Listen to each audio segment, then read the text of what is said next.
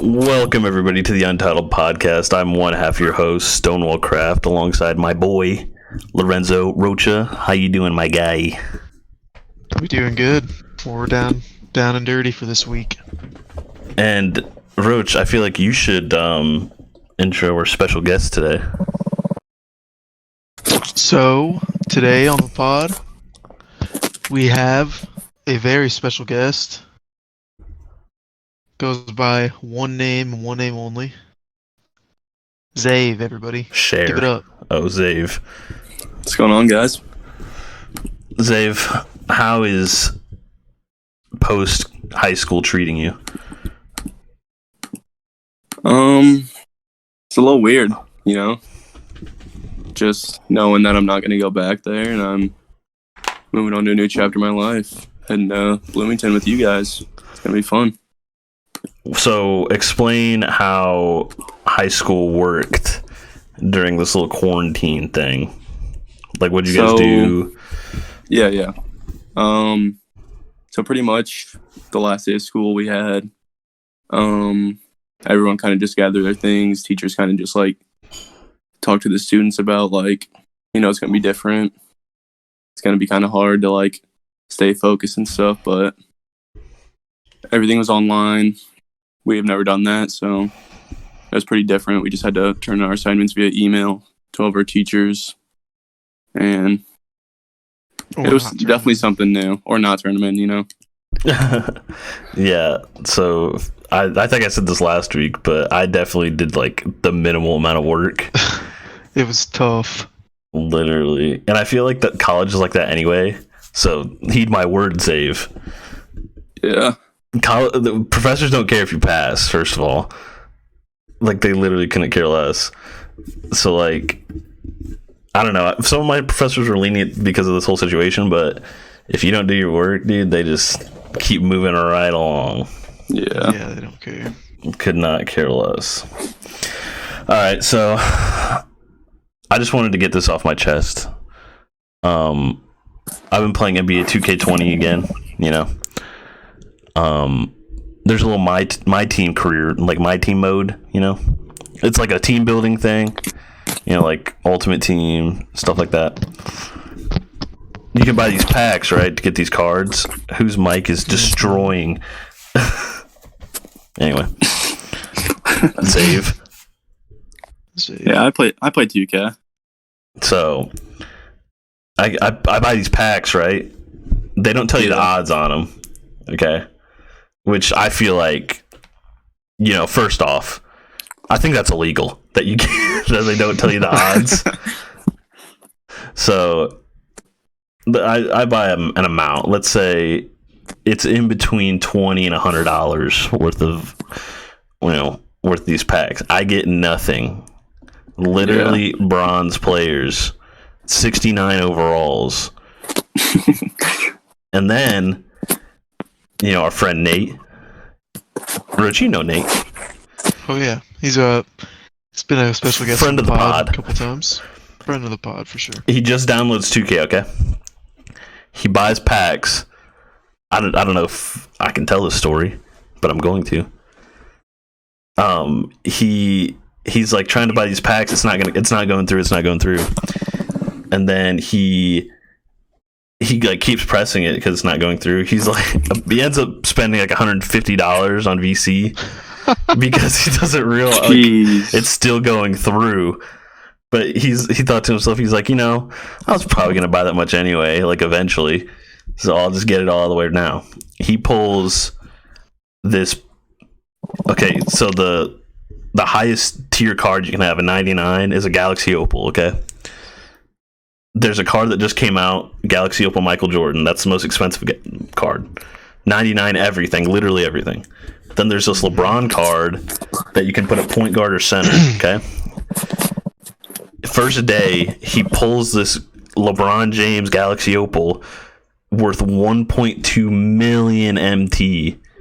Jesus. To put that in perspective, my high, like, I have this Eddie Curry card that's 98 overall. He's worth 100K MT. He's the best player on my team. So Almost 10 times that, 11 times that. Jeez. Yes. So he pulls him, That's sells funny. him. Nate already has a better team than me. Just started playing. Jesus. So I just kind of wanted to vent to the Rochitos. Those surprise mechanics, dude, get you every time. So loot boxes and stuff are legal in some countries. But if I spend like $20 or like say, okay, I've spent $50 before and I get nothing, don't you think that should just like not be allowed? This game's rated E for everyone, dude. Like I don't know. It's a different time. okay, and then somebody else I know that plays. This might be someone that's already been mentioned in the pod. When we were in 7th grade, bro, was charging their parents' credit card over and over and over. Their account gets banned because his dad's like, what's going on? Like, someone hack into the PlayStation account? So, that's what I'm saying, bro. You just... What a moron. Whoever that was, they're a moron. Zave, Yeah. how you liking Warzone, buddy? Personally, I actually love the game. It's one of the first Call of Duties in a while that I actually just continuously keep playing and go back to. Yeah, Lorenzo. I can't say Roach because it's both There's of two. you. Yeah. Just give a little rundown, like your thoughts on Warzone, where it's at currently, its state, and how it can be better. So, I want to preface this with, when I first started playing Warzone, it was like the honeymoon phase. I was like, wow, this is awesome.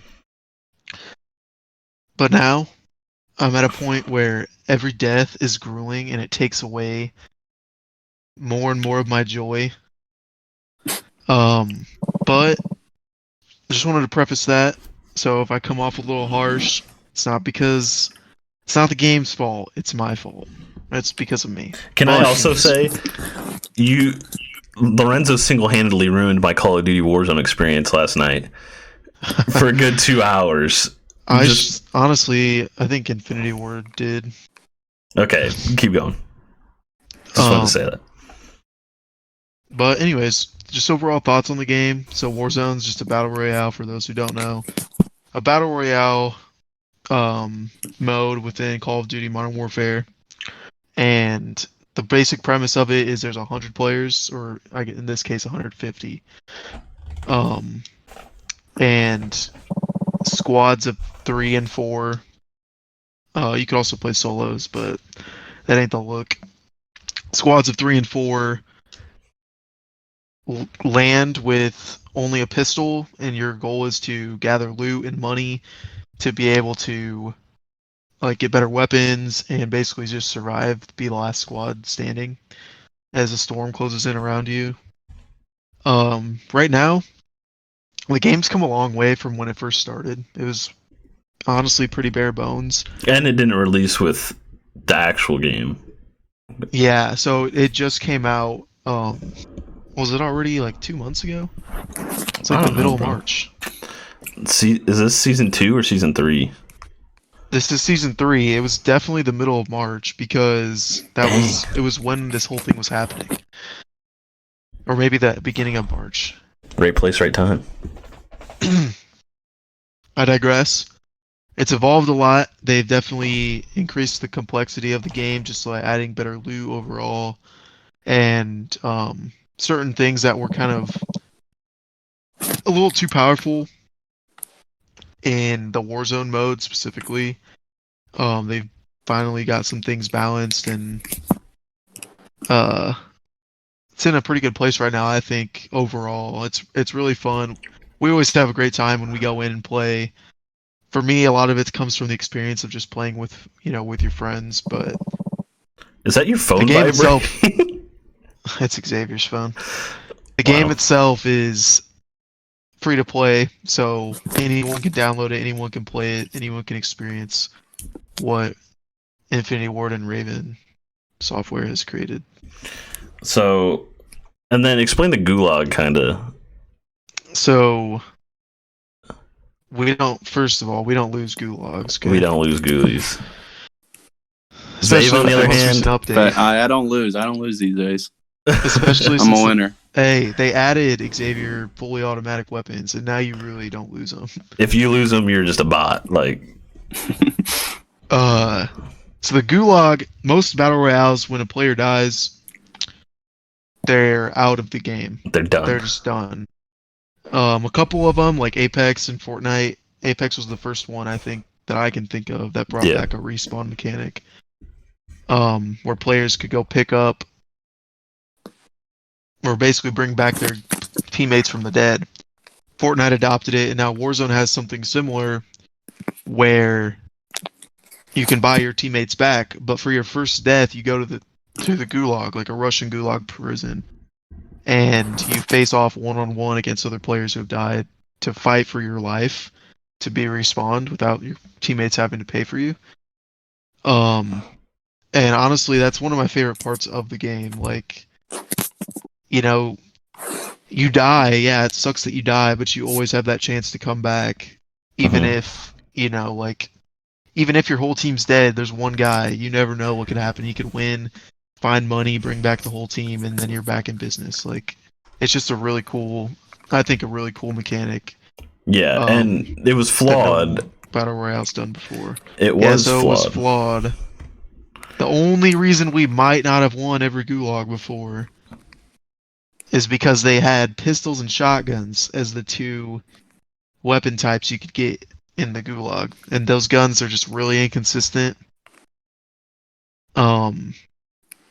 Even for high skill players, they're high skill weapons, and a lot of them were capable of doing one shot kills. It's like the 725, the revolver, the or the Desert Eagle. I mean,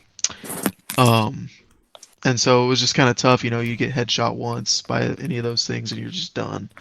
But now they replaced all those weapons with fully automatic weapons, and so it makes it a lot more consistent of a feel, because every gun's fully automatic and different fire rates and stuff. But come on, it's the same premise. Yeah. And as long as you know how to engage, people. We were playing last night. I think I lost like one of my first ones because I was tack sprinting, which is my downfall. It really is, though. Stonewall's like, "What are you doing tack sprinting? Where are you going?" It's like, "Where are you going in that gulag?" I'm like, "I don't know, man. It's just habit." Well, it's Zave. He's like, "Dude, I've been doing it for so long. Like, this is the first game it's ever been in. What do you mean?" Yeah. No, I was trying to explain that ever since I've started playing COD, which back in Modern Warfare 2 days, almost 10, 11 years ago, I would just jam that sprint stick. I'd jam the left stick in every time I'm trying to sprint, multiple times, even if I'm already sprinting. I guess it made me feel like I was faster. I feel like you've never done it in the gulag, though. No, I always did it in the gulag. Even with the shotguns and stuff, I always did it.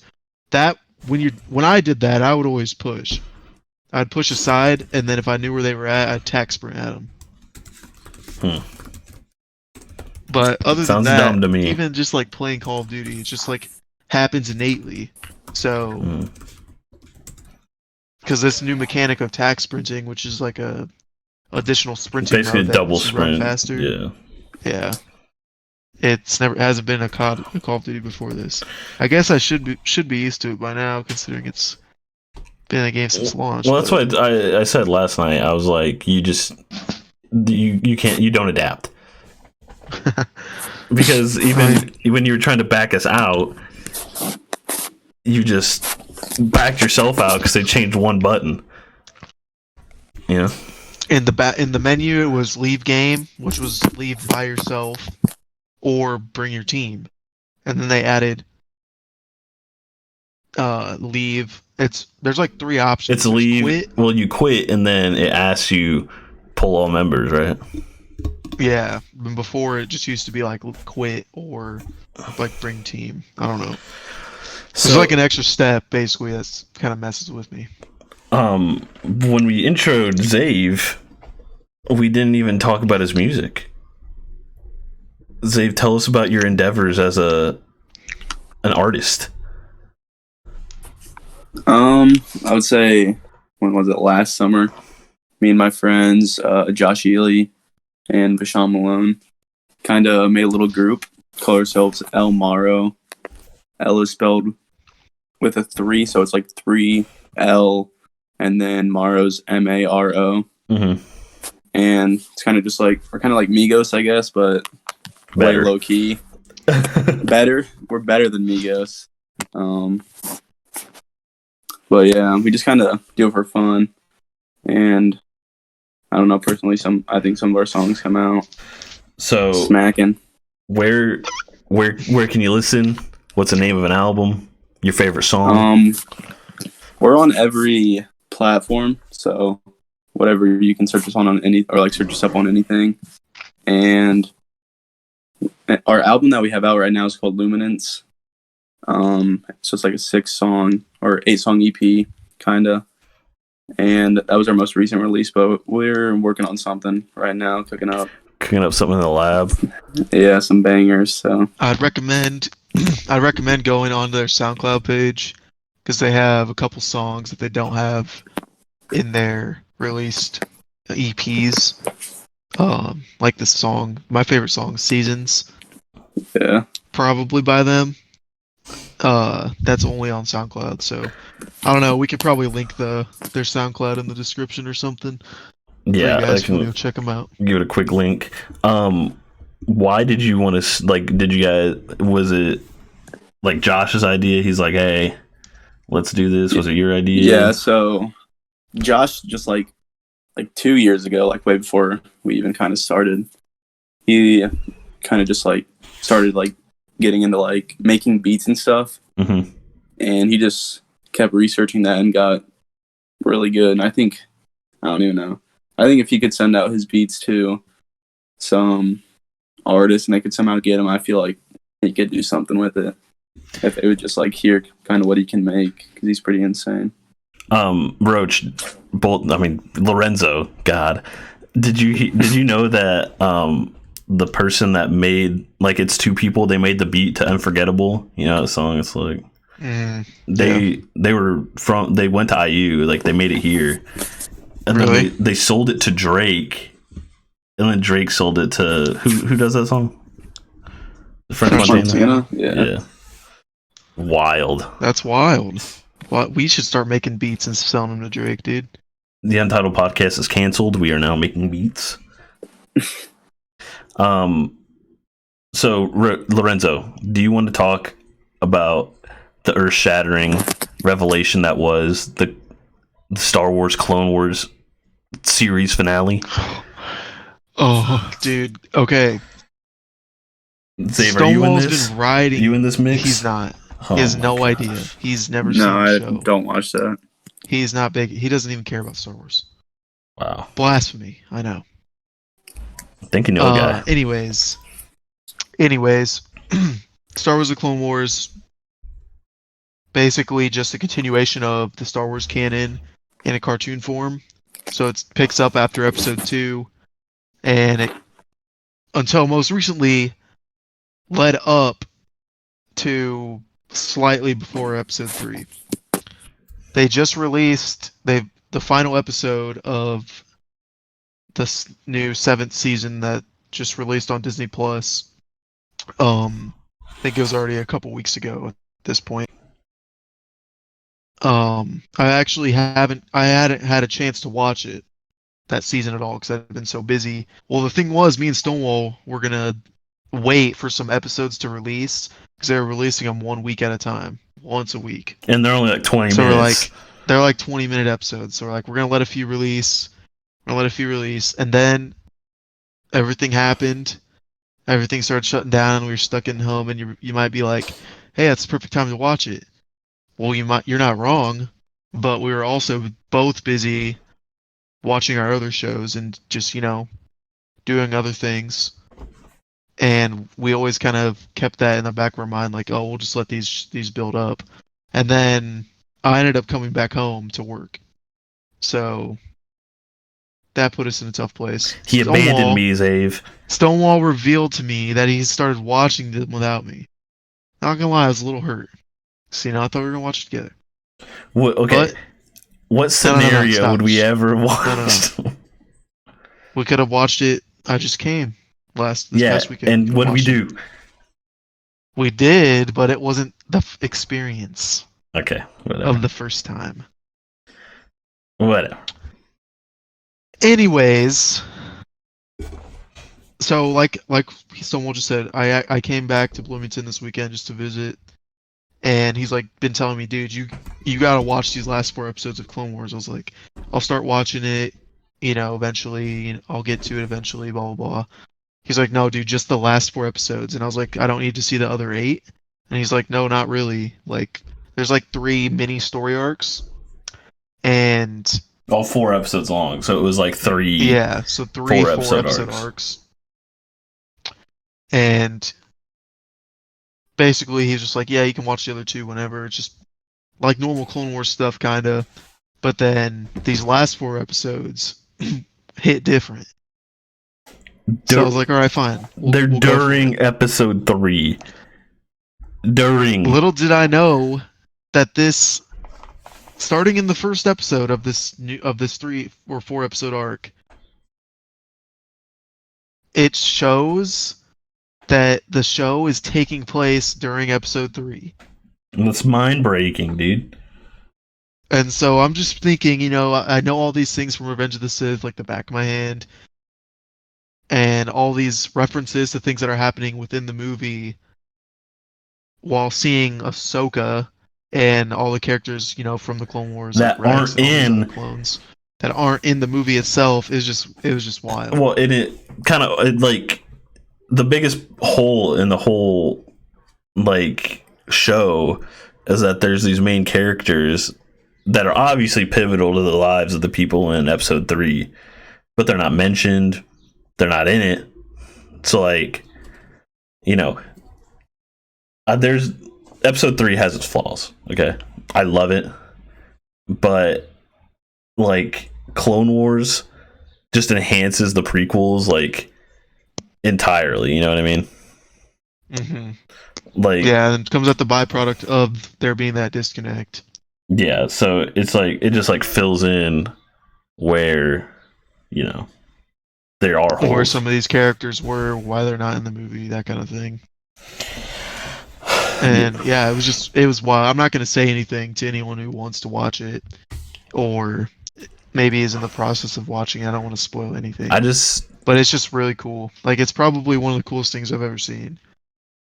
Zave, why don't you like Star Wars? He's just never got into it. I'm speaking for him. Okay, Zave. Okay. Zave.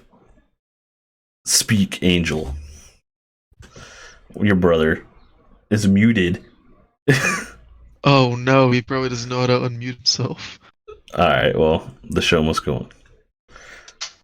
Figure out, get him to unmute. Oh my god. Go find him. Hey, there we go. Okay, I got it. What an idiot. Come on, get the ball rolling. Let's move on. I got it. Alright, we're moving on. He's like, they're talking Star Wars, dude. I'm just gonna leave. Wow, Dave, come on, dude. What are you doing, bro?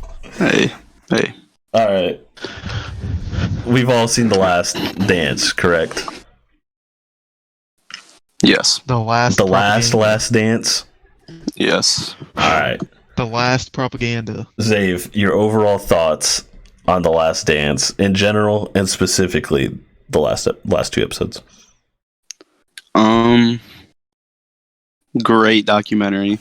Definitely. How much did you learn a lot? I definitely learned way more than I thought I knew. I agree. Kind of just like, I didn't know Michael was that vigorous as a teammate. I didn't know people were that scared of Michael. Some say vigorous, some say bully. Yeah, some say just asshole. But also, I didn't know how really great his teammates were. Just watching the documentary, how good everyone was talking about his teammates, and Yeah. I feel like they just put the perfect team around him to be successful, honestly. Yeah. Well, one thing so they dog Jerry Krause as they should for just wanting to like move on. Yeah. But you have to think like when Michael leaves in '93, right?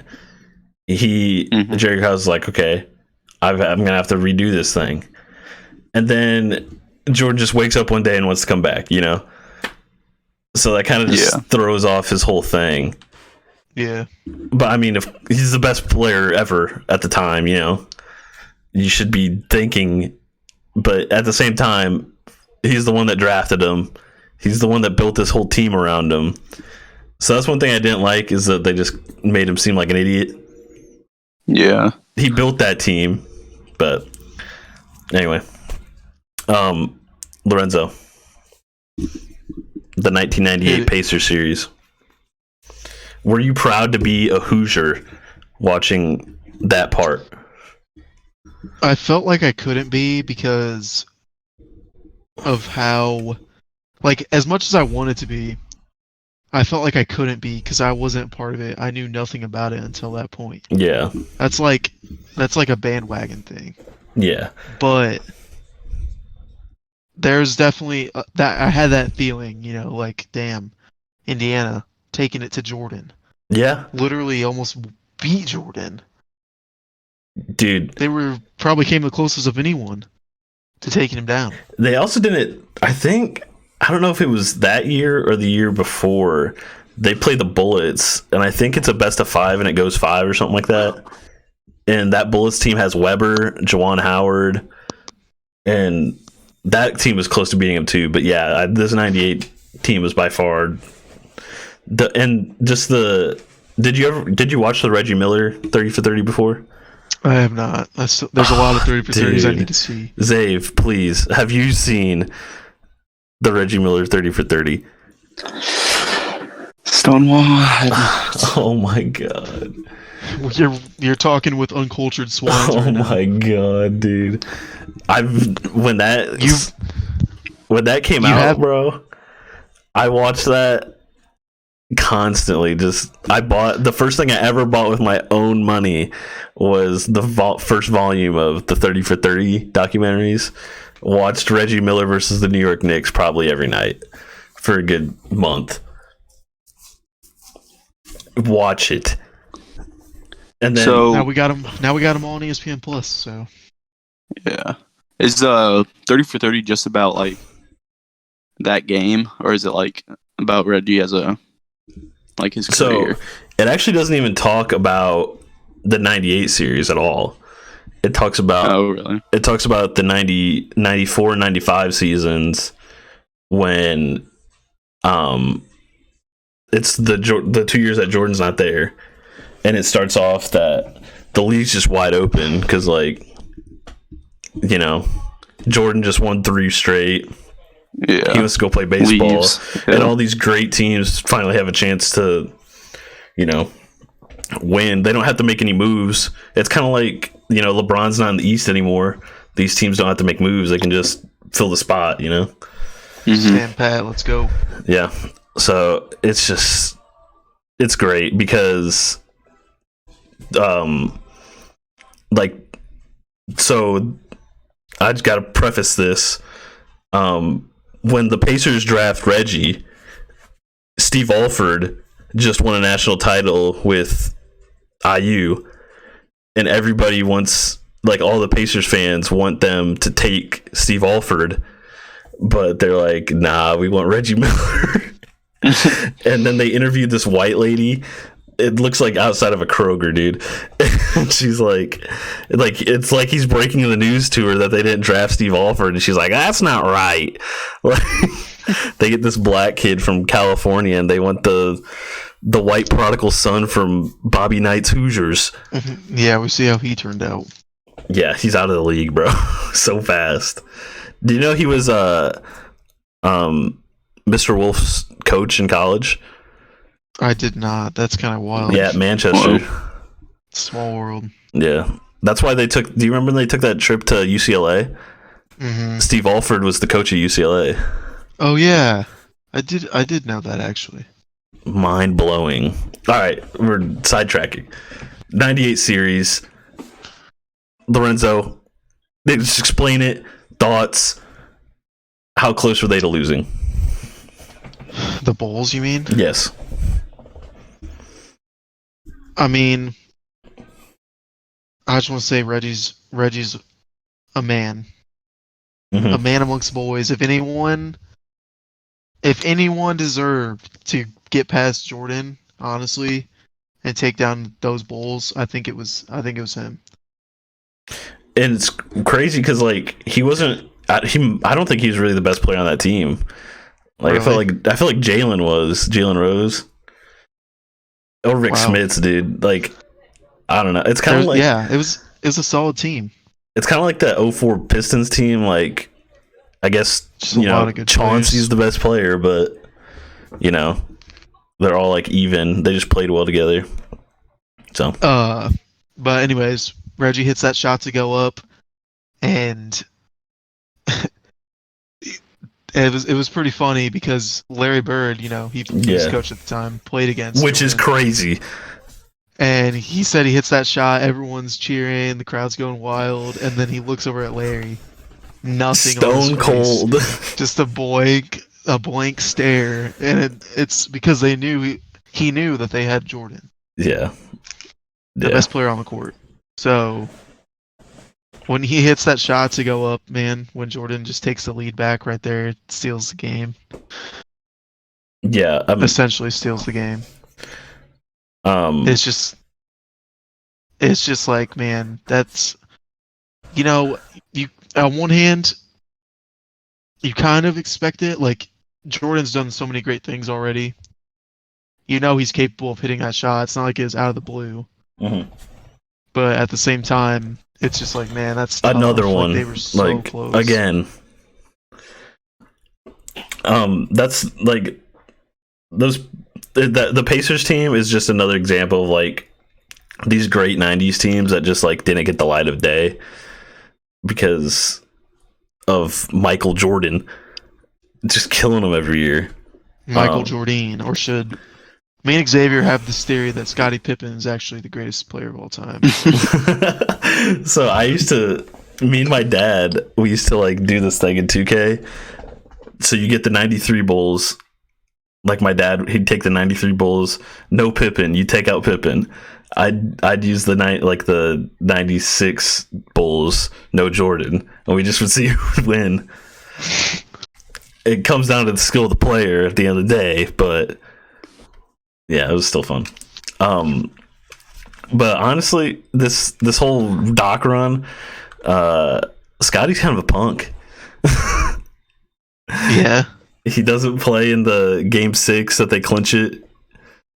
He has that migraine in game 7 against the Pistons forever ago.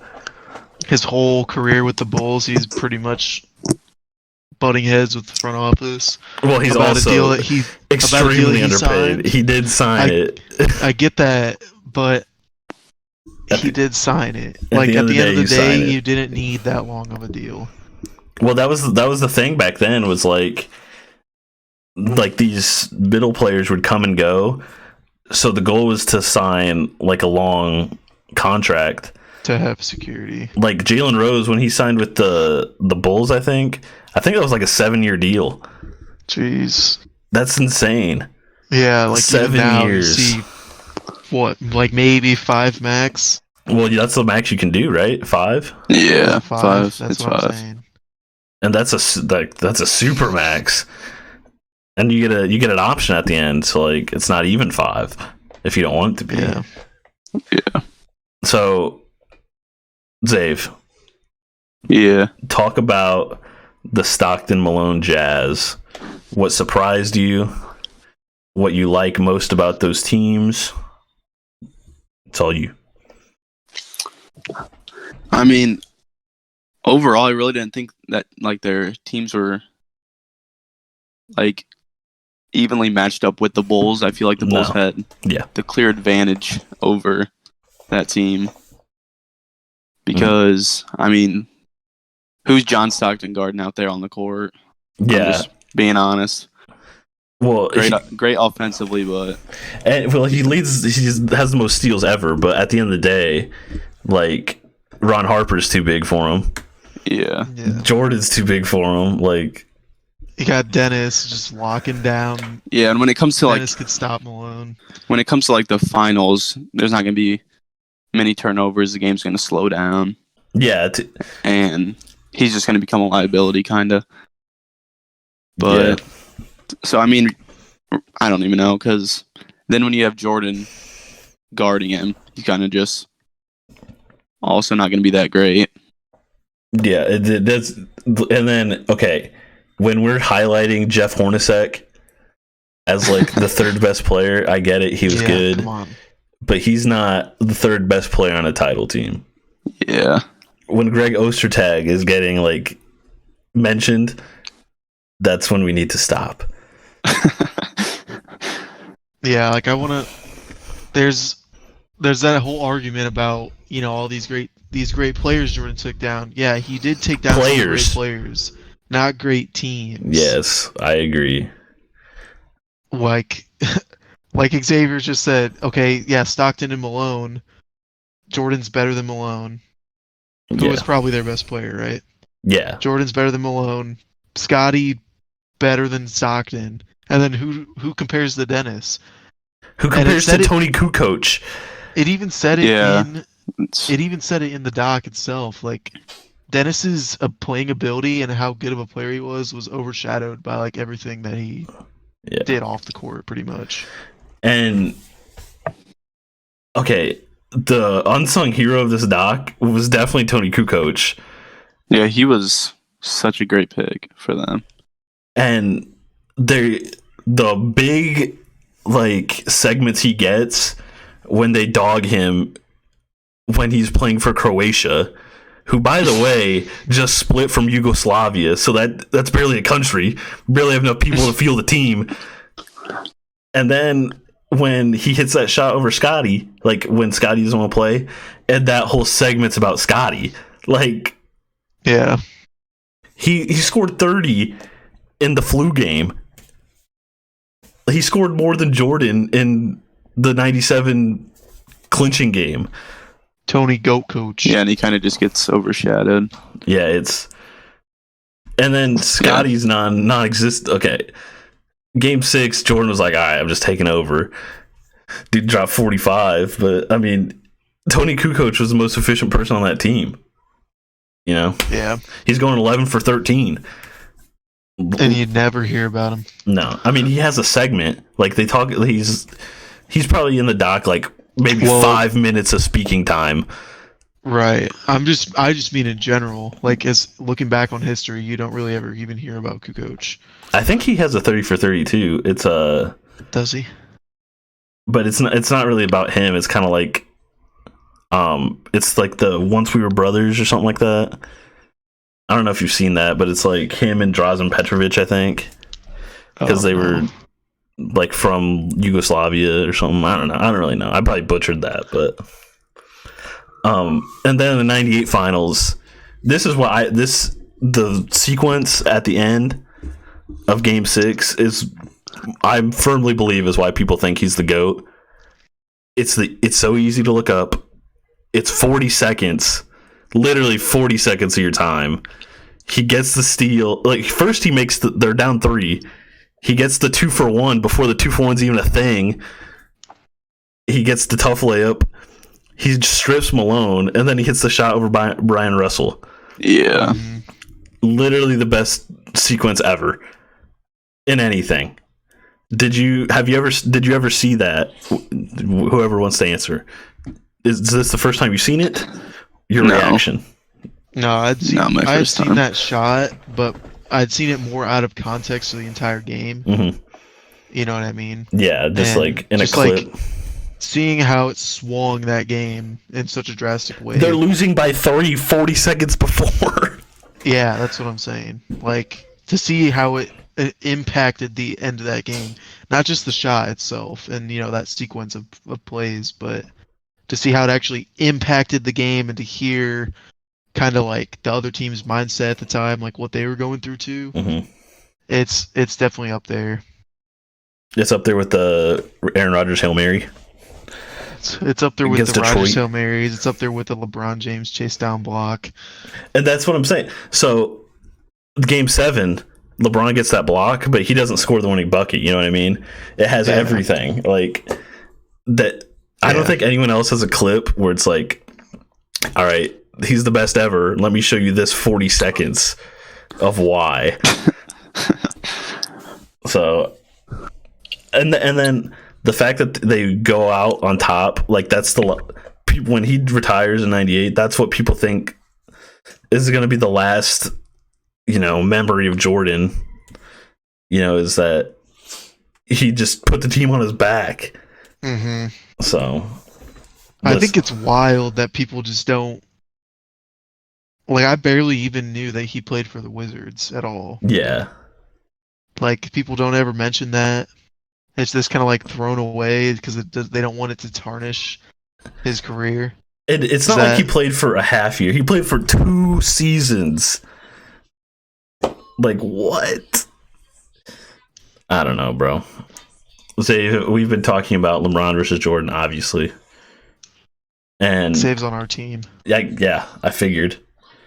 Does this argument even make sense in having? Like, are they comparable? No. I don't think they are comparable, but if you want to talk about best, like the greatest all-around player, if you're just talking about the greatest basketball player, yes, all around, it's LeBron James, just because he can do anything. Like, literally anything. That's why I think it's... If you didn't need LeBron to score and you just say, give me 30 assists, don't even look to score, just pass the ball, he could probably get you 30 assists. Probably. Like, it's insane. His ability to just pass the ball. Yeah. It's crazy. I'd seen a graphic. I think it is comparable. You just have to know like what each player, what suits each player. You know what I mean? What style of game they play. Jordan was the killer, the alpha. Yeah. The guy who attack modes, scoring all these baskets. LeBron, he can do that. We've seen it from him plenty of times, but like Xavier just said, he can do anything you need him to do. You need him to lock down. He can lock down. Well, at least might have been. He used to be able to. Now I think he still can. He just turns it off. That's what I'm saying. And that's what people think is part of the argument. Like, how can the Jordan greatest just player never shut down, shut off? How can you turn it off? Like, that's the thing. Jordan, he'd die before he turned it off. You know what I mean? Yeah. Yeah. So I think keep on. I was just gonna finish up here real quick. You need him to lock down, play defense. He can do that. You need him to go ahead and facilitate, get players involved. He can do that. I saw this graphic that was about the number of times, like each player has scored like 30 points or more in a play, or had 30 or more attempts in a playoff game. And Jordan, I forget what the numbers were, but Jordan far outweighed LeBron. Yeah. But then they showed the actual statistics for those times, like the averages of the number of attempts they took, the points they scored, their field goal percentage, their efficiency, all this stuff. And LeBron's numbers were damn near exact matches with what Jordan was doing. When he decided to go ahead and shoot 30 shots a game, his numbers were comparable. Like, pretty much the exact same for Jordan's career. Yeah, and so the closest thing, so the 98 season, there's no Pippen at the beginning. Jordan's, going crazy the whole year because he thinks he's the only person, and then Pippen's back. When Pippen is back, his back is literally giving out. And so that's one single thing, but that's how Jordan played the whole time. It's not like he changed how he played to fit the situation. That's how he always played. And 2018 LeBron, no Kyrie. He's playing He played the whole season. Played 82 games. And then what was it at the time? 15th year, 14th year, something like that. Something like that. And then I think it was 15th year. And in the playoffs, he goes crazy, but still, people find some way to like discount that. Like, yeah, just because he lost, it's like that doesn't even make sense. He lost when who was their second best player in that series? Kevin Love, I guess. Not even like I don't even know, bro. Like, I forgot they even had Kevin Love, dude. Exactly. I don't even know. Thompson. Maybe. Like when Jordan Clarkson's your best bench player. When you're asking Jordan Clarkson to score 12 points a game, there's a problem. Like, it's nice when he scores, like, with the Jazz in his current role, it's nice when he scores 15, when he drops a 20 bomb, the 20 piece. But you can't rely on Jeff Green to hit 4 threes in a game, you know? It's just, and I just don't think the argument makes any sense anymore, because it comes down to, like, the best skill, like the most skill, I think goes to LeBron. But if you're talking about greatness, I think I've come to this conclusion: you can't beat 6-0 in the finals. You just can't beat that. You can't beat the mythology around him now, especially after this. Yeah. Like, he already had like me. I've talked to you about this a lot, Lorenzo. Just like, I just think Jordan's just like a mythical figure now that, like, we talk about, like, he's literally is treated like a god, bro. Like, that's not even an exaggeration, but that is what it is. So, say LeBron ends up with 6 somehow, they're still going to talk about all the times you've lost. That's how it's going to be. How many years was Jordan in the league? From 84 to 93, 9 plus 3, 12, 14 years. 13, 14. If you count. Probably 15 or 16 if you count the Wizards years. It's like 14, I think. 13, 14. So he went 6 of his 14 years. It's pretty good. You know, but just consistently playing around going deep into the postseason like that, being the first to get to the finals that many years in a row since Bill Russell, like, that's, you gotta say something. Like, did you see Paul Pierce said he's not even top 5 today? Yeah.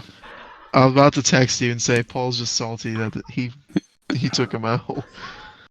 Dude, and then I saw a clip yesterday, KG saying he broke LeBron. Like, they broke LeBron. Like, oh, we made him go to Miami. Oh, you made him go to Miami with the super team you guys made? Like, just to beat him, yeah. Just to beat LeBron. Just to beat him. You made him go to Miami.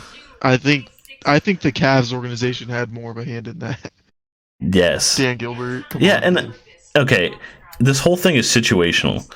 Michael Jordan, best situation he possibly could have been in. You know? Yeah. Like, that's best case scenario, you know what I mean? LeBron, not worst case scenario, but towards the bottom. It just, that 07 team, bro. That's what I was gonna bring up. Just think about that. Think how long it took Jordan to finally get the pieces around him to break through. And that was with an organization that was actually trying to help, to give some help. How long it took him to finally break through and beat the Pistons to win that first title. LeBron beats a similar team. The Pistons. The Bad Boys too. He beats them. Pretty much, yeah. He goes, takes them down. I don't care what you say. That is the worst team to play in an NBA Finals ever. Maybe, yeah. Going up against the Greg Popovich, Tim Duncan, the peak of, like, Timmy is in his prime. Yeah. And LeBron is 22. I'm 21, dude. That's so close. He is literally almost our age, playing basketball at the highest level Literally. Against one of the greatest dynasties the NBA has ever seen. And okay, again, it's totally situational. I feel like we talk about LeBron Jordan every pod, but it's just such We do. totally It applies to so many situational. aspects of life. Just okay, LeBron runs into the Spurs. Yeah. And then he runs into the Warriors. Okay. He beats KD. I get he's young, but that's a name, you know? Like he's And playing Westbrook. greatness And Harden. constantly. You know, just like okay, you can beat an old Magic. You know, okay. I'm done. I'm done with it. Done talking about it. Mark it, Zave, mark it down. We will not You can beat talk an old Magic. You can beat a falling apart Bad Boys team. and then and then cry when they don't shake your hand, bro. We were watching me and my girlfriend Peyton were watching the Bad Boys doc. Clearly none of them shake their hand. The Celtics shake their hands after they beat them. The only one is Kevin McHale. Oh my gosh. Anyway, I think Jordan's just people talk about LeBron being a baby. Jordan makes up stories to be mad at people. Yeah. Literally, that was hilarious. He's like, "Did he say that?" Nah, he didn't say anything. He's like, "I made it up." That's something else. So I had like in our notes, I said, was a 4-peat possible for the '98 Bulls? What do you guys think? Could they have won in '99? Let me preface. That's the lockout season. They play 50 games in 3 months, and that's Timmy's first. So yeah, I think they could have. I mean, they had that tried and true team. As long as they could have retained as much of that core, especially their big three at the time of Rodman, Pippen, Michael. Maybe. Like, dude, they want to use the super team thing against him. That's literally a super team of the era. yeah, like it's not my fault. The best thing the Cavs did to get me help was get Shaquille O'Neal in 2010. I'm sorry. Yeah. It's not too good. Wild, bro. Yeah. When Mo Williams is your second best player, your best teammate. I'll never forget, bro. I took like this Facebook quiz in 2010. It was like one of the questions was who has the better supporting cast, and it was like Kobe. He's like, I have Powell. Like, whose team do you want? Like, who are you confident in? Kobe's like, and it's like, you know, in their point of view. And it was like, I have Lamar, Bynum, and Gasol. Like, I'm good. And then it's all these other people. And then it was like, and there was Pierce. He was like, I'm good. I got KG and Rondo and Allen. And then it goes to LeBron. He's like, nah, I'm cool. I got Mo. Like, what? I got Mo Williams. I'm good. Mo Williams, dude. Anyways. What were we talking about? Yes, I think they could have won if they would have retained that core. Maybe brought back Kerr. That was another player who Yeah, one rumored did the to four. leave. They did he did complete the 4-piece. So Yeah, that's all. Steve Kerr's like, I'm the GOAT. Greatest 3-point shooter of all time, or at least highest percentage, I should say. He's not. Amazing. Yeah, and not the greatest. Yeah, hold your horses. I meant highest percentage. Okay, slipped out of my mouth the wrong way. Yeah. So you knew he was taking a shot. You knew he was making it. Come on. I'm gonna go with probably not on the 4-peat. I just the lockout. I just don't think that lockout goes to February. I just don't think Jordan, Pippen, and like Pippen and Rodman are almost out of the league. Like Rodman's out of the league in 2 years after that, like a year and a half. You know what I mean? So like, I just don't see how they could have played that shortened schedule like that. And I don't. And then you go and when you get there, you play Duncan and the Spurs. You know, like David Robinson, Bruce Bowen. Like it's possible, sure. And like Jerry Reisdorf said, like they couldn't even bring all those guys back if they wanted to. Like, and then Jordan at the end, he's like, it eats me up that like we didn't get to try to 4-peat. Like, if you tell everybody to get on 1-year deals, they'll do it. He has no clue. That is totally unfounded, and he's just saying like for a fact, like, oh yeah, if we get Phil back and then we offer everybody 1-year deals, they'll do it. No, it's easy for you to take a pay cut when you're making $20 million. Like, what were you gonna say, Zabe? Wasn't that the year? Like, anyways, like if with the lockout, I feel like Rodman would have. Wasn't that the year Rodman went like insane and like drank like every single day? I think or so. Something Yeah. when he wasn't on a team. Yeah, because then he's on the Lakers, and then he's in LA, and he just goes stupid, basically. I feel like he still would have went kind of stupid and just like with the lockout not playing as much. And he just wouldn't have been with it, definitely. And I think Pippen didn't want any part of the Bulls anymore. And yeah, that's what Michael says. He's like, that's what Mike said in the doc. He's like, Pip would have taken some convincing. But you tell him everyone's coming back, he would have signed a 1-year deal. Like, are you sure about that, dog? Yeah. You speaking for him? I don't know. Scotty literally just... It's crazy. Like, this whole thing, like, The Last Dance, I've loved it. Global phenomenon. But people just... Yes, men. They're like, oh, that's the doc said. I get that. But this is obviously a propaganda piece. Like... Yeah, I saw an interview with the producer of the documentary, or the director, I mean, and he's like, yeah, Jordan, he hasn't said once that we can't include this, we can't include that. And I'm like, okay, how many things have you brought up to him that you're going to include that are going to cause problem? Yeah, you're not bringing it. You know what I mean? You're not going to bring anything to Jordan that's going to, that's the stupid pizza story just came into my head, bro. They did not poison him. What are we talking about? We got an interview with the guy who delivered the pizza. Says you didn't actually poison you. Like, you're just being. Yeah, take that out, bro. Just no. No, they didn't even come at him with that because they already knew.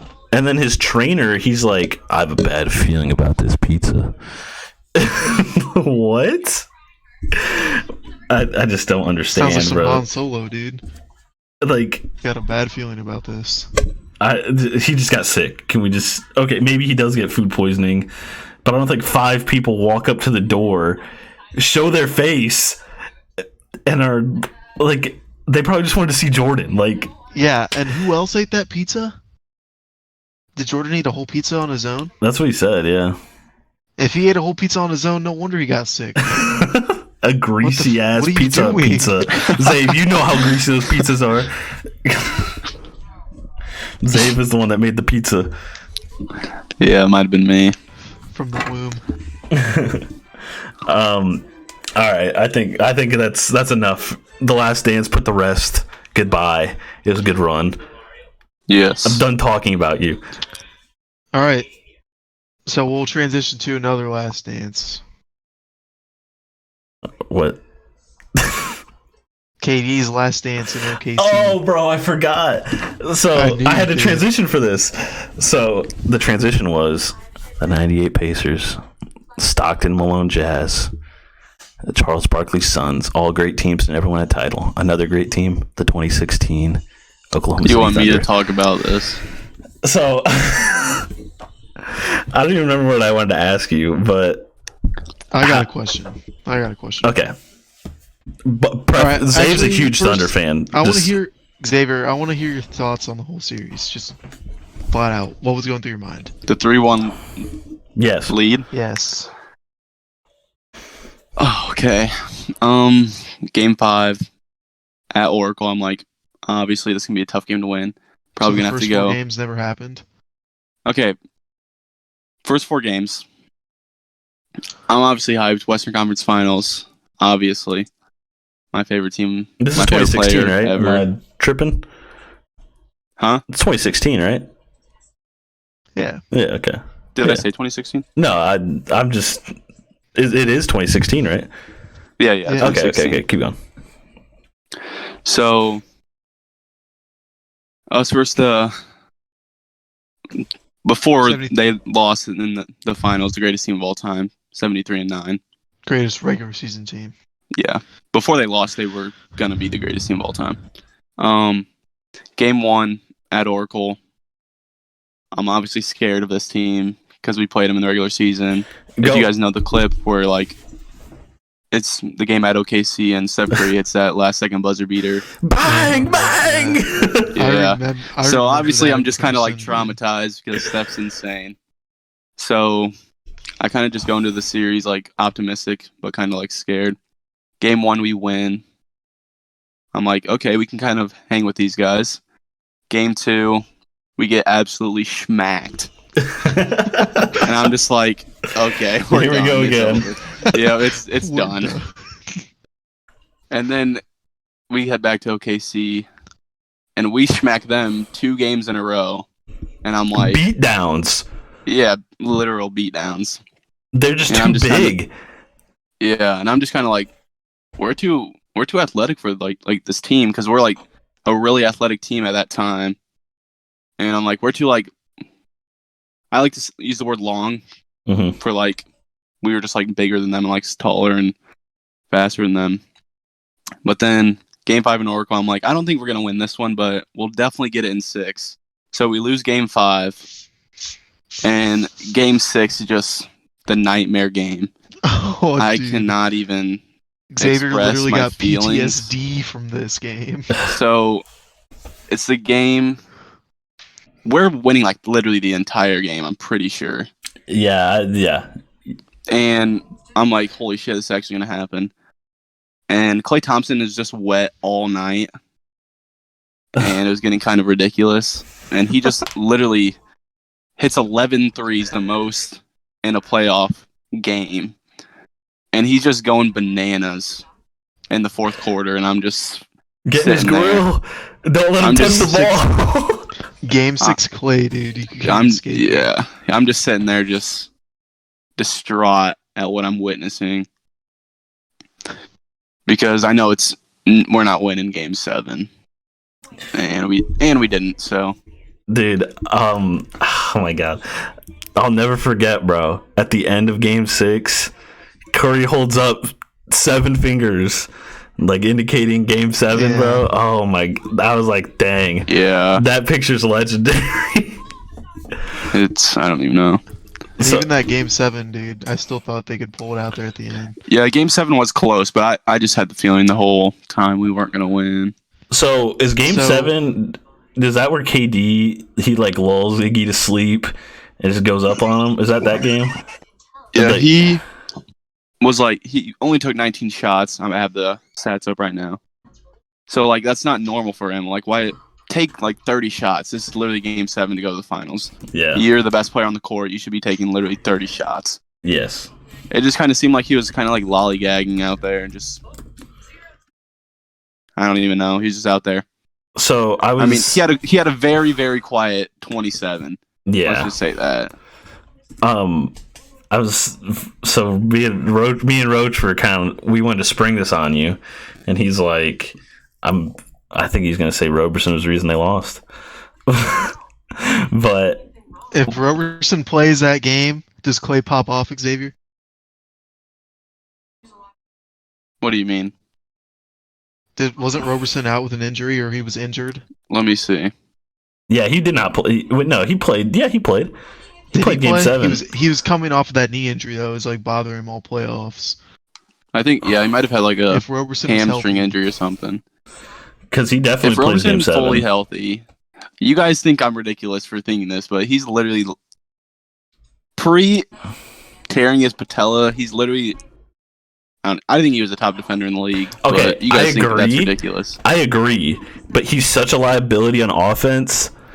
You can't play him. Like he's just. but But I feel like for that team it didn't matter just What because did they need? They got Russ, they got KD, even They got Surge kind of Surge. wet from 3. yeah, Serge was good at shooting that year. Dude, Deion Waiters, I'm not gonna lie, became one of my favorite players that year because in the playoffs he literally just popped off. It seemed like he couldn't miss a shot. I'm It was looking- so fun. I'm looking at the It Game was 7 stats. Andre so Roberson fun was to watch. minus 19. That's all I'm saying. Hey, Keep in mind, he's plain injured. Okay. Yeah. I just remember. I think Serge Ibaka went crazy one of those 2 games in OKC. I just remember, Yeah. I was like, dang, Serge and Steven Adams. That's just like too much. And then, yeah, I felt like we were just too big down low. so And with Kevin's 7 foot as a small forward, like Jesus. and part of the problem with that series, the Warriors were just too deep at the end of the day. Like, We weren't that deep. I'm looking at it right now. We had 2. We had Canner and Waiters. That's about it. Yes, bro. So Waiters went 31 minutes off the bench. Canner went 9 minutes. That's the second most minutes off the bench. 9 minutes. Jeez. Yeah. You going 6.5 deep? You can't do that, bro. You got to go at least 7 deep. Like, Jeez, dude, that is pretty wild. Yeah, in Game 7, the Warriors went 22 for Barnes, 14 Livingston, 13 Azili. Livingston, bro, he was so crazy. I kind of miss those Warriors, like the pre-KD Warrior teams. Yeah, I Because- miss So pure. the KD Thunder teams, man. Those So were much. pure. Don't you think? Keep going. I was gonna say, don't you think it's kind of wild that KD left and the narrative? I get that Clay and now Steph got injured. Draymond was kind of banged up, but the whole narrative that KD left to Brooklyn was that the Warriors are done. Well, they basically have the exact same core that they fucking went to the finals with twice. The thing is, to get KD, you sacrifice your depth. You know, like you don't need Yeah. depth when you have those 4. So without the 1 and Draymond's like kind of deteriorating as a talent, that's part of it too. I think like they literally have a G League team. Like they had a G League team playing this whole year. Yeah, they did. So that's where you sacrifice. You know, you don't have Sean, you don't have Iggy, you know, you don't have Livingston to like, you know, you just don't have that depth. Warriors offer the Lakers the number 1 overall pick for AD, who says no. Stop. Speaking of the 2020 draft, great transition. I kind of want to talk about the 2020 draft. Do you guys have any opinions, just straight up, about this draft? Do you have anybody you like specifically? No. Who's going first? wanna be a Laker. LaMelo? Is that LaMelo? It's supposed to be LaMelo. What? It's from Game of Thrones. Oh, okay. Yeah, I mean LaMelo. So I think this- LaMelo is going to be pretty good. Yeah, I think he'll be all right. Better than Lonzo. Yes. I think they're different. Like they're different players, but Lonzo's just like big. I think like Lonzo is literally Jason Kidd. Stop defending Lonzo. Why you act like he's bad? I'm not saying he's necessarily terrible, Okay, but he doesn't fit. critique his game right now. What is wrong with him? Can't shoot. That's it. Yes, That's Ben Simmons can't shoot. and he's injury prone. Okay, stop you right there. No. He's not dominant like Ben Simmons in another facet of offensive game. Okay, so you're saying if you're an NBA team, you don't want Lonzo Ball at all. You just don't want to touch him. I'm not saying I don't want to touch him. I'm saying he's not as good as you hype him up to be. What do you mean? What have I said? You said he's Jason Kidd. Yeah, Jason Kidd couldn't shoot till he met Dirk. No. Jason Kidd is better. Okay, obviously. We know Jason Kidd is Jason Kidd. What is this, year 3 for Lonzo? Year 2? Year 3. Okay, I digress. Yeah, you can't write him off yet. He's He's Lonzo has bust. one of the best playmakers in the league already. I'm gonna speak it. One of the into best existence. visions. Wow, He's that's a pretty great terrible of me, defender. dude. That's pretty terrible of me trying to speak into existence the bust of an NBA player. That is pretty terrible. So speaking of the keep going on this draft class, I think this is like just low talent class. I think there could be sleepers in this draft. Yeah, I mean that's with any draft, but I just think like last year with a top heavy draft, this year who's the top player? Like Wiseman? No.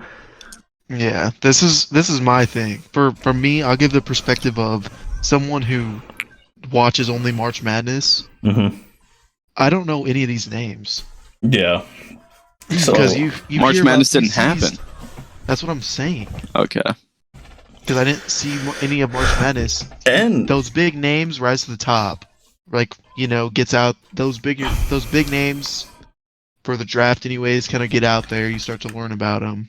At least that's how I am. yeah, like the lottery would have happened already. Like, think about the lottery last year. We were talking about Zion. The Pelicans. And even John Morant. We're like, John Morant's the second best player in the draft. Like, he's the best player in the draft. Okay. Why, Zave? Control him. Zion's already an elite rebounder. Anyway,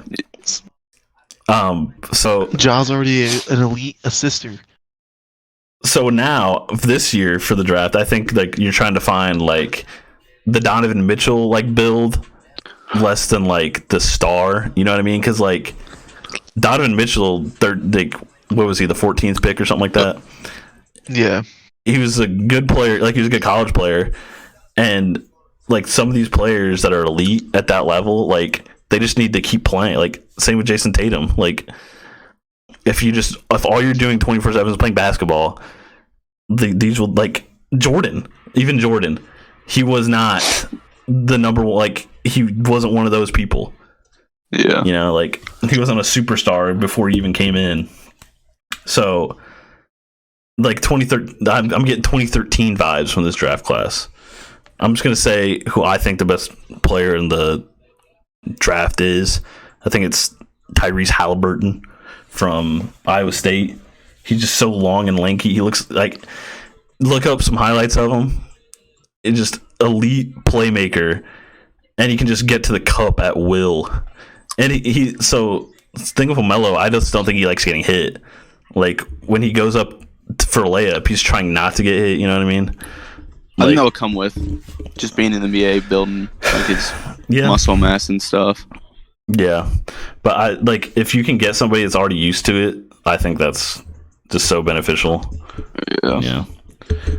So this draft's giving me some 2013 vibes. We've been doing a redraft. It's gonna be interesting. What? Definitely the draft. Oh yeah, because I think everyone's gonna try to move back. Like potentially. But get some seconds maybe for moving back. Yeah. Anyway, 2013 vibes. We're gonna redraft the 2013 draft. Do you like how I did that, Zave? Yeah, I did. That was pretty slick. Not gonna lie.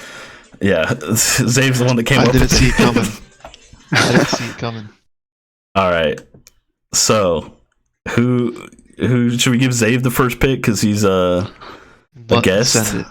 All right, let's go. Zave, me, Roach. I'll take the third since I botched the draft last week. I botched the redraft. Yes, you did, dude. That's why I had to get on here and draft correctly. That was literally his biggest reason for wanting to get on. Because you drafted Donovan Mitchell first. No, because he drafted Kyle Kuzma 5th. Yeah, what are you doing? What is that draft pick? Every draft has reaches. I couldn't just not a redraft. A redraft does not ever reaches. I couldn't slam my co-host like that in the middle of the thing, you know? I'm gonna reach at 3 just because you said that. Oh, what the? It'll make my draft better. So too. You gotta think for fit. You gotta think different player going to a different team could make the difference. So is this them being on it now, or is this them being on it and then No, this would be Like them them reaching playing their at the level potential? they're currently at. They're gonna reach their potential. with the team. So like, okay, hold on. So like Giannis, Let if me you take just- Giannis, We'll be first, Giannis. he's Giannis. He's Giannis Superman. on those Or it's LeBron teams. You know, it's open for dude, crazy. You got to think like, you know. So if you think CJ McCollum will be better, like as the main guy, like, you know, you can talk about that too. It's just Yeah, I get it. Yeah. All right, whatever If you you're want. taking Xavier, if you're taking Steven Adams, he has the beard and the hair. all right, good. He might that's how go it number works. one then. With my first pick, the Cleveland Cavaliers will select Giannis Antetokounmpo. Good answer. Good answer. Good answer. He's the clear-cut number one pick, I feel. Yeah. I remember liking him when he got picked in 2013. Well, this was like around the time. There's literally trash can footage of Giannis like for this draft. So the fact that he goes 15 is kind of crazy, just to begin with. So, all right. So you take Giannis. I'm just gonna write it down. All right. The Magic take CJ McCollum at number 2. What do you think? Interesting. I just think ball Don't handler. need fall to me. No. I honestly think he's best available. Like, the only other option, I'm down to keep the pick the same. Steps up. That's who I was going for. Okay. Third overall, the Wizards are going to take Tricky Vic. Tricky Yep. Vic. That's who I thought Stonewall was going to take. Okay. You know, here's the thing though. Stonewall's kind of down on Oladipo right now. Yeah, he is coming back from injury, so. Okay. He's not getting younger though, so it doesn't help his My case. thing is, I think he was, good. For, it's just the story, the fact that Victor Oladipo was what he was, like that's what the Pacers got back for Paul George. Yeah, incredible. I think that's just a victory right there. Like, And Sabonis. Like, yes, dude. Out of He's the nowhere. best player. He's the best player on the team. Zabe, you wish you had Sabonis now, don't you? I do. Well, Except I did love my Paul George teams. I love Paul George. MVPG. You love Paul George disappearing in the playoffs? Me too. Yes. Oh my gosh. All right. Your pick. So I'm going based off. So the Hornets here. I'm going based off if they had Kemba the last few seasons with Rudy Gobert. I'm picking Great Rudy pick. Gobert. I think you should have went in front of Victor. Okay. Yeah, I mean, what can you say? Rudy Gobert, All-star. great. Defensive Player of the Year. That's all you got to say. All right, this is where the draft falls off. No, there's one. I think there's one left. You think? I mean, At this there's one level? that's definitely better than There's the some role rest. players. Okay, I'm gonna go. Maybe. Steven Adams, number 5, to the Phoenix Suns. I think there's definitely levels. Like obviously you have Giannis, and then I'd say McCollum, Oladipo, Gobert, kind of like on the same level. And then Steven. Then there's Steven Adams, but then there's everyone else. Yeah. So who's your everybody else? Are you next? So you had the 5th pick, so I'm going 6 with the Sixers. Kind of wild they took Nerlens Noel here. Well, not Like really. no, I'm not saying for the time. Like looking back, I guess you could say that for a lot of these teams. But Like, what do you mean? That they like now that we see what he's turned into, terrible 6th pick. Well, he fell to 6. Yeah, he was supposed to be the top. number 1 pick.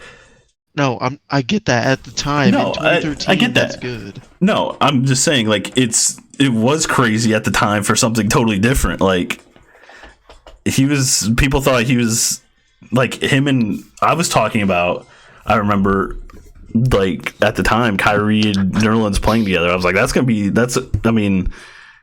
teams hope for stuff like that, like having a big and then a Mhm. a playmaker like that. No, well, not a playmaker, but a ball handler to, be combined at that point in their career. But who are you taking? Okay, I just want to make sure I don't botch this pick. I'm gonna go ahead and take Dennis Schroeder out of Germany. I do like that pick. Yeah, I mean, we're at the Sixth man of the point where year. you just take people that can contribute. Hey, a potential sixth man of the year. That's not a bad pick. Yeah. Okay. If the season was played, sixth man of the year. That's what I'm saying. Was he not winning? You're not gonna give it to Lou Williams again. No, I'm so sick of Lou Williams.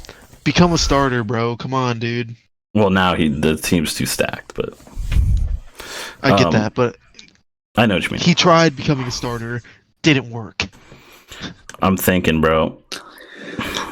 All right, I Okay. have the 7th pick, Sacramento. Yeah. I'm gonna take. Oh wow, this is dry.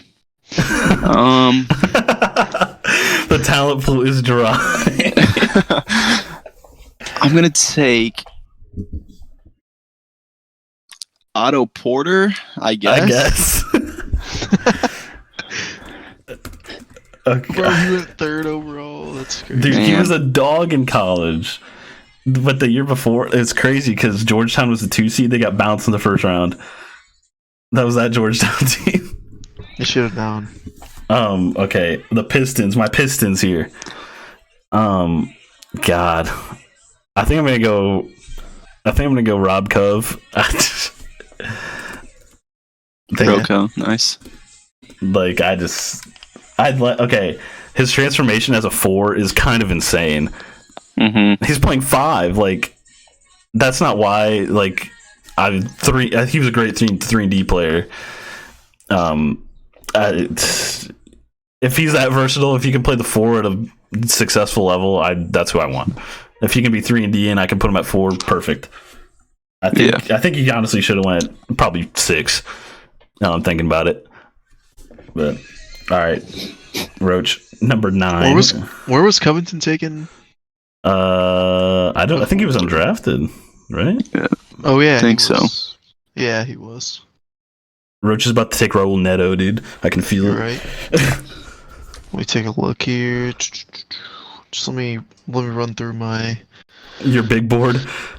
big board Your here. big board's already. Or should I There's say no small names on board? it. All right, I got it. Okay. I'm gonna go ahead and keep, or not keep. I guess I'm looking at the wrong pick. I'm gonna take KCP with 9. Okay. Only because of this kind of bounce back season he's had, if you want to call it that. Yeah, I loved him when he was with the Pistons, but yeah. All right, Zave. The Blazers on the clock. Okay, the Blazers. I'm gonna take to fit alongside. Dame just coming off Rookie of the Year. Okay. I think I'm gonna take Nerlens Noel. I do like Nerlens. Okay. He's on my Thunder. Dude, I like the role he was in when was that last year? The last when Paul PG George was there. Yeah, I liked him as that role too. Played good. Okay. Damn. Do you think Michael Carter Williams is going to get picked in this? I don't think he's going to. I don't think so. One Rookie of the Year. Dude, he won. I'll never forget this. He won Rookie of the Year solely off the first game of the season. He drops a triple-double on LeBron's head. I'll never forget, bro. I'll never forget that. Okay. 11 here. God. I don't even know, bro. All right, I'm gonna go. Tim Hardaway Jr. Bang. I think that's the pick. Okay. I think that is the pick. What team All is right. this? 13. Oh, Wait, Oh, wait. I was 11, I'm right? on 12. I'm on Oh 12. yeah. So that So was the Sixers. Okay. this is the Thunder pick. Originally Steven Adams. I'm gonna keep it in house, and I'm gonna take Andre Roberson. Hey, God, we've talked too much about Roberson this podcast. Gotta keep him relevant. Okay, so this would have been okay. Zave's turn, right? yes. I'm gonna take. Ooh, this is tough. Which big man do I want? I see Dwayne Dedman or the Plumlee or Zeller. That's like all I see. Yeah, I'm gonna take Oh, you don't like Alan Plumlee. Crabb? I'm gonna take Plumlee. Mason Plumlee Warsaw to Zone. Dallas. Yes. You don't like Alan Crabb, bro? Come on. Alan Crabb is trash, bro. Stop it. He got his bag though. He He's a did get his sniper. bag. Okay, I think I'm about to just take the homer pick and take Trey Burke because I still believe in him. Yeah, I I was considering a Trey Burke. with the his little Knicks run he had when he was on a minimum. I was so happy, bro, because like I thought he was gonna be a dog coming out of college, but he had to play behind. So the Jazz, they drafted Dante Exum, I think, the next year, and they were just like all in on Exum, and they're like, yeah, Trey Burke just doesn't want to do anything. I guess we'll let you pick, Roach, one more, if you can think of a name. For 15 to Milwaukee. So let's see, who replaces Giannis? Who can fill that void? Fill the void left by Giannis. That's crazy because that's I'm gonna too- go ahead okay, keep and on.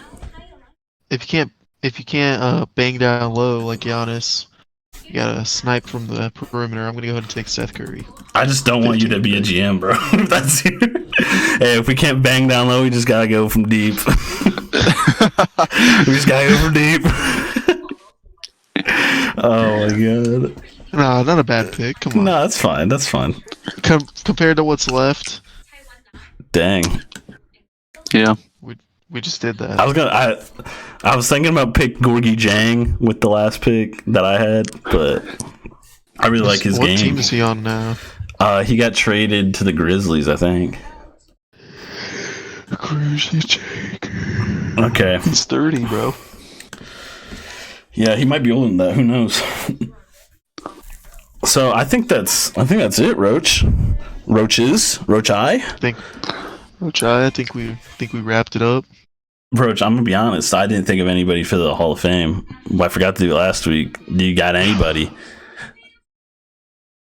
Who do we got in right now? I don't even remember, bro. It's Jordan. I know we got Jordan. Kobe. I know we got Kobe. Duncan. Did we have? Oh yeah, Schmill introduced Duncan. Who do you think, Zave? Do you have a nominee? Yeah, let's let For Zay what? throw. So So what we is have. this? Explain. we do this thing sometimes at the end of the pod where we have our own little Hall of Fame because the Hall of Fame right now is stupid. It's just the basketball Hall of Fame. They put anybody in it. Yeah. So we put legends in there. Just usually it's topical with what we're talking about in the in the pod. Okay. Do we just go Malone or like I don't even know. Roachai? Yeah, let him go. Well, I mean, Schmill got to pick. Oh, Zay, I mean- just pick somebody. Just pick somebody, Zay. Yeah. Anybody. Someone who's worthy. If they're not worthy, we shoot them down. And they cannot be an active player. In any sport you pick. Wait, who do you guys have? Jordan, Duncan, and who? Kobe. Oh, Kobe. Okay. It doesn't have to be basketball, but I think I'm gonna induct Dennis Rodman. Oh my god. Do we shoot it down, Roach? Oh. I mean, honestly, He's a legend. I'd say we let him All right. He's a legend. go. He's a true Hall. The entitled Hall of He Fame is won- already going downhill. He won 5 titles. What? Yeah, he did. I guess. Did he? Yeah, he won Defensive Yeah. Player of the Year. All right, 5 titles. We allow decoy. it. We allow Probably it. should have had a couple more depoys. What? No, he had the right amount. That Spurs year, come on, dog. No, I'm just kidding. I don't know. All right, that was an hour and a half, boys. Dang. I love it. We gotta make up for lost time, dude. I love it. All right, well that's enough from the Untitled Pod this week. So we'll see you next week, maybe. Who knows? Tentative schedule. We don't know what's going on during quarantine. See ya.